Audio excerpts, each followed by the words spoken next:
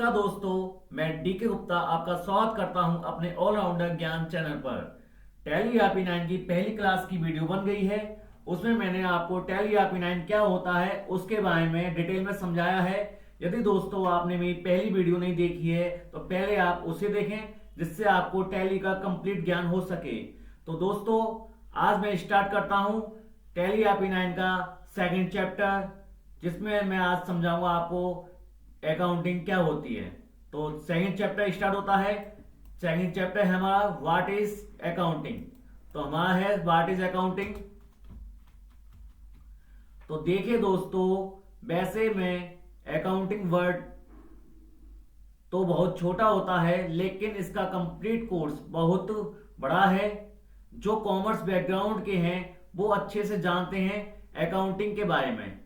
फिर भी जो नहीं जानते हैं उनको अकाउंटिंग का शॉर्ट इंट्रोडक्शन दे देता हूं। तो दोस्तों अकाउंटिंग एक ऐसा सॉफ्टवेयर है, अकाउंटिंग एक ऐसी चीज है जो हमारी 11वीं क्लास से स्टार्ट हो जाती है। यानी वैसे तो अगर आप कॉमर्स सब्जेक्ट लेना चाहते हैं तो आप 9th 10th यहां ले सकते हैं, बट एक स्टैंडर्ड अकाउंटिंग जो स्टार्ट होती है वो होती है हमारी 11वीं क्लास से। अकाउंटिंग हमारी 11वीं क्लास से शुरू हो जाती है जब हम कॉमर्स सब्जेक्ट को चुनते हैं। 2 साल कॉमर्स कंप्लीट करने के में लगते हैं। जैसे क्या है, इसमें 11th और 12th क्लास हमारी क्या होती है, 2 साल होती हैं। इसमें कॉमर्स सब्जेक्ट को लेते हैं। पहले क्या होता था कॉमर्स में, अकाउंट, बैंकिंग और बीओ होती थी और हिंदी इंग्लिश होती थी। लेकिन अब क्या है, अब हिंदी इंग्लिश, अकाउंट, इकोनॉमिक्स और हमारी होती है हमारी बीओ। ठीक है, यानी बैंकिंग की जगह या कॉमर्शियल मैथ की जगह अब क्या होने लगा है, इकोनॉमिक्स।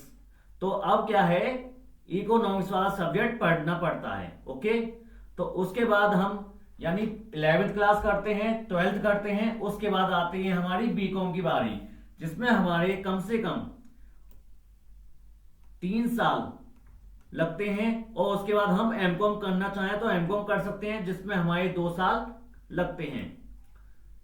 और इसके बाद भी अकाउंटिंग चलती रहती है। यानी अकाउंटिंग का एक ऐसा पार्ट है, ये कभी भी खत्म नहीं होता है।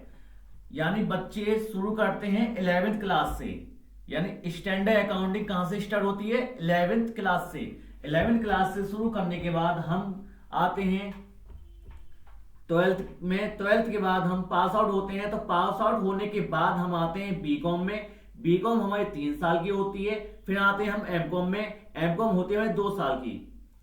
और इतना कॉमर्स का सब्जेक्ट करने के बाद भी अकाउंटिंग कंप्लीट नहीं हो पाती है, तो हमारे पास इतना टाइम नहीं होता है। यानी हमारे पास क्या है, इतना टाइम नहीं है। हमारे जो अकाउंटिंग कॉन्सेप्ट होते हैं हम इसी पोस्ट में क्लियर करेंगे।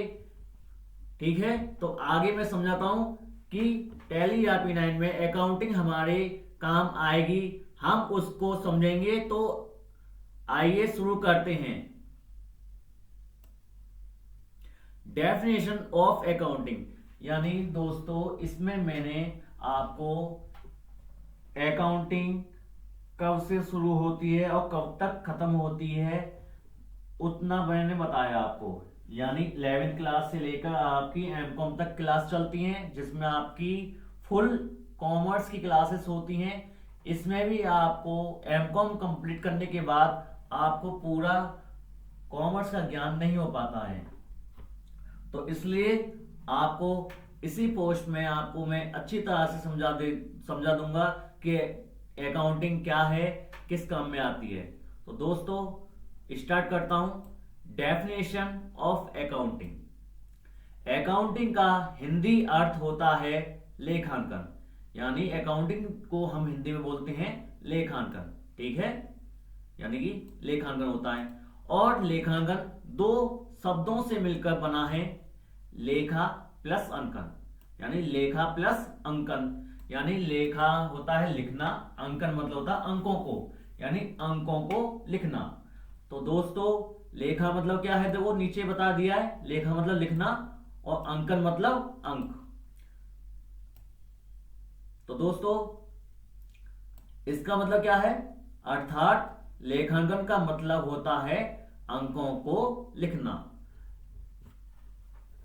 लेखांकन का हिंदी में अर्थ होता है अंकों को लिखना।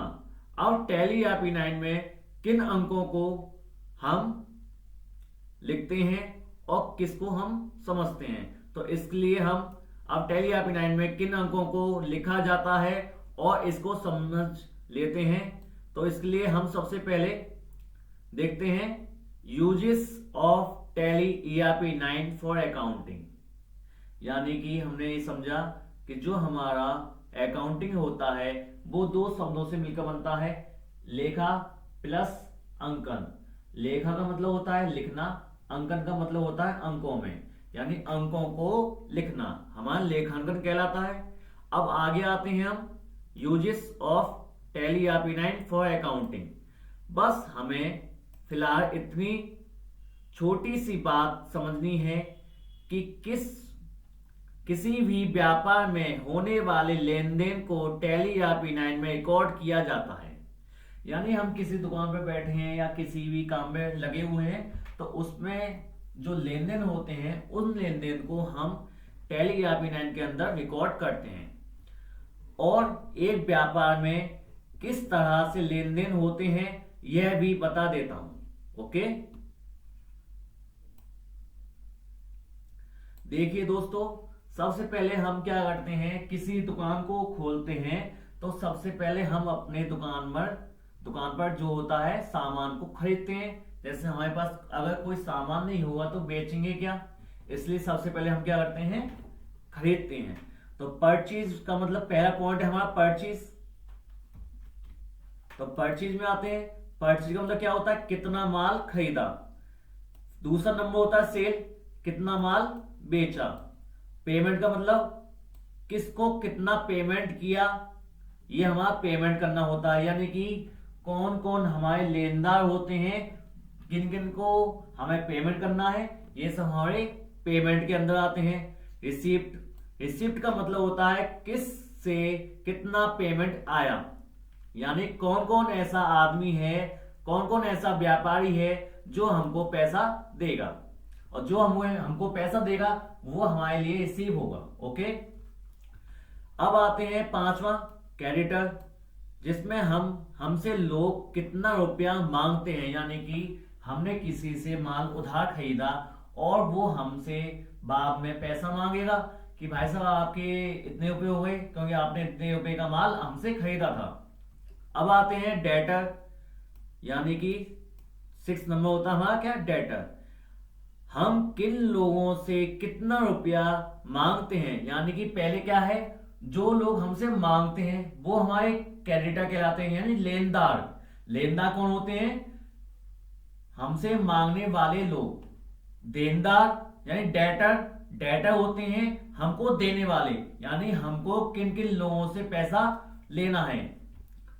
नेक्स्ट है आपका प्रॉफिट एंड लॉस, कितना प्रॉफिट या कितना लॉस हुआ है। आठवां है आपका स्टॉक, इसमें क्या है, स्टॉक में आते हैं कितना स्टॉक पड़ा हुआ है। यानी कि हमने माल खरीदा तो 31 यानी 1 अप्रैल को हमारा व्यापार स्टार्ट होता है और 31 मार्च को खत्म हो जाता है। ठीक है, तो जब 1 अप्रैल को कोई माल खरीदते हैं तो बीच में और खरीदते हैं, जैसे अक्टूबर, नवंबर, दिसंबर, जनवरी, फरवरी।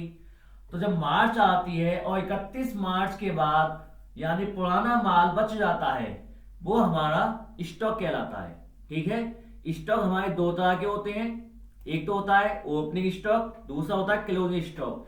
यानी ओपनिंग स्टॉक क्या होता है, जब कोई व्यापारी बचे हुए माल को, यानी 31 मार्च को जो माल बचा हुआ है उस माल को 1 अप्रैल में लेकर आता है तो वो उस व्यापारी के लिए ओपनिंग स्टॉक हो जाता है। और क्लोजिंग स्टॉक क्या होता है, जो 31 मार्च को माल बचा हुआ है वह हमारा क्लोजिंग स्टॉक होता है। उसके बाद आते हैं एक्सपेंसेस, कितने खर्चे हुए। तो खर्चे में क्या होता है, जब हम व्यापार खोल के बैठते हैं तो जैसे हम दुकान खोल के बैठे हुए हैं तो दुकान में क्या है, किराया होता है। अगर हमारी दुकान नहीं है तो हमें क्या है, किराया देना पड़ेगा, और उसमें बिजली लगती है तो बिजली का किराया देना पड़ेगा, उसमें और भी खर्चे होते हैं। अगर हमने किसी नौका को रखा है तो उस नौका को भी उसका वेतन देना पड़ेगा। तो ये सब हमारे क्या होते हैं, एक्सपेंसेस होते हैं, यानी कि हम इन्हें खर्चों को इंग्लिश में बोलते हैं एक्सपेंसेस। उसके बाद आते हैं हम इनकम पर, यानी कि हमने एक महीने में या 2 महीने में या 1 साल यानी 31 मार्च को हमने कितना रुपया बचाया, वो हमारी इनकम होती है। जैसे देखिए दोस्तों, हमने 1 अप्रैल से लेकर 31 मार्च तक 50 लाख रुपए बचाए, ठीक है। 50 लाख रुपए कमाए, सॉरी बचाए नहीं है, कमाए हैं। और कमाने के बाद हमने उसमें जितने खर्चे हुए हैं सब माइनस कर दिए, यानी जो भी खर्चे होते हैं उनको हम माइनस करने के बाद जो बचता है वो हमारी क्या होती है, इनकम होती है। ओके दोस्तों, तो इनकम क्या होता है, कितनी इनकम हुई। अब आगे बढ़ते हैं, यानी सबसे पहले क्या होता है, व्यापार में क्या क्या लेने होते हैं। देखिए दोस्तों, एक छोटे से रूप में देख लीजिए, परचेज होता है, सेल होता है, पेमेंट होता है और रिसीव होता है, क्रेडिटर होते हैं, यानी क्रेडिटर्स होते हैं मतलब क्या है, हमारे लेनदार होते हैं, डेटर्स होते हैं हमारे देनदार, प्रॉफिट एंड लॉस यानी कितना नुकसान हुआ कितना फायदा हुआ, स्टॉक कितना माल बचा हुआ कितना माल निकला हुआ है, एक्सपेंसेस कितना खर्चा हुआ, इनकम कितनी इनकम हुई। ओके, अब आगे बढ़ते हैं। तो इन सब अंकों को हमें टैली RP9 में रिकॉर्ड करना पड़ता है, और इन्हीं अंकों को रिकॉर्ड करके टैली RP9 में अकाउंटिंग का काम किया जाता है, और इन्हीं अंकों को लिखने को अकाउंटिंग कहा जाता है। यानी जब हम किन्हीं अंकों को लिखते हैं, उन्हीं अंकों को लिखना ही हमारा क्या कहलाता है, अकाउंटिंग कहलाता है। अब आगे बढ़ते हैं। अब अकाउंटिंग के क्या फायदे होते हैं उसके बारे में अब जानते हैं। तो बेनिफिट ऑफ अकाउंटिंग, तो क्या होता है इसमें, किसी भी दुकान यानी कि किसी भी दुकान या शॉप में होने वाले सभी लेन देन का रिकॉर्ड रखा जा सकता है।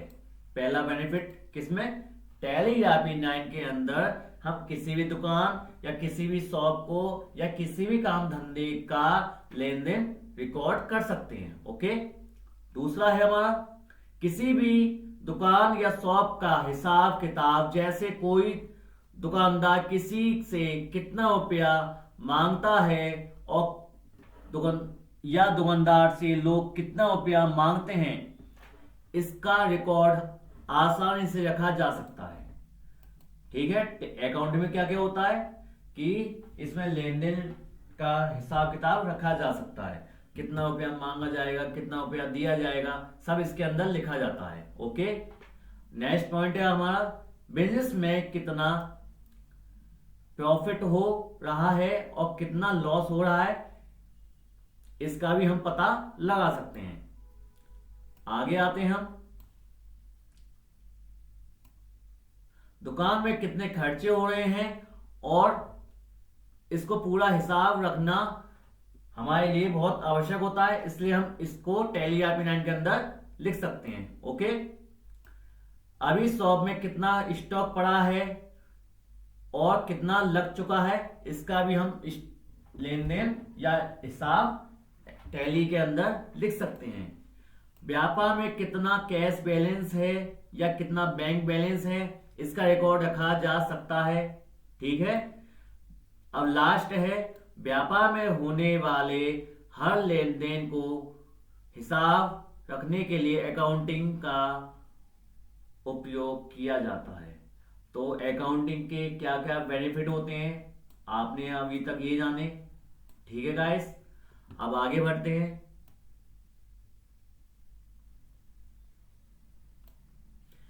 और यह सभी हिसाब किताब रखने के लिए आज बहुत सारे अकाउंटिंग सॉफ्टवेयर आ चुके हैं, यानी कि टैली RP9 के अलावा भी बहुत सारे आ चुके हैं। जैसे आपका टैली प्राइम आ गया है, टैली प्राइम के बाद आगे बताएं कौन कौन से कोर्स आ सकते हैं, कौन कौन से सॉफ्टवेयर आ सकते हैं। तो फिलहाल मैं आपको टैली ERP9 अगर अच्छी तरह से आ गया तो आप हर तरह के कॉन्सेप्ट को क्लियर कर सकते हैं। तो इसलिए आप टैली ERP9 पर फोकस अच्छी तरह से करें, जिससे आपको आने वाले समय में कोई समस्या ना हो सके। तो दोस्तों मैं आपको बताता हूं, देखिए उन्हीं में से एक सॉफ्टवेयर है टैली ERP9, ठीक है, जिसमें क्या है, आजकल क्या है, मार्केट के अंदर बहुत सारे ऐसे सॉफ्टवेयर अकाउंटिंग आ गए हैं, यानी कि अकाउंटिंग सॉफ्टवेयर आ गए हैं जिनमें हमारे हिसाब किताब रखे जा सकते हैं। उन्हीं में से एक सॉफ्टवेयर है टैली ERP9। और tally ERP9 full course with GST पूरा करने के बाद आप आसानी से अकाउंटिंग का काम कर सकते हैं। यानी कि अगर आपको अकाउंटिंग का काम करना है तो आपको टैली ERP9 बहुत ही अच्छी तरह से सीखनी पड़ेगी, जिससे आपको कोई बाद में दिक्कत ना आए। यकीन मानिए टैली ERP9 में अकाउंटिंग का काम करना बहुत ही आसान है। बस हमें टैली ERP9 में इन लेन देनों को रिकॉर्ड करना सीखना है, जो हम आगे चलकर सीखेंगे, और बाकी की रिपोर्ट अपने आप तैयार हो जाती हैं। ओके, यानी हमें केवल टैली ERP9 के अंदर रिपोर्ट रखना सीखना है, और बाकी जो होता है अपने आप तैयार हो जाता है। जैसे बैलेंस शीट होती है, प्रॉफिट एंड लॉस होता है, आपकी लेजर होती है, सब अपने आप सेट हो जाते हैं। ओके, अब आगे आते हैं हम लोग। अब सवाल यह है कि जिन लोगों का कॉमर्स बैकग्राउंड नहीं है तो क्या वो टैली ERP9 सीख सकते हैं? तो इसके आंसर के लिए आप next chapter 3 qualification required for accounting in tally ERP9 देखें। तो दोस्तों आज की सेकंड क्लास यहीं समाप्त होती है, और आपसे मैं यही विदा चाहता हूं। Thank you.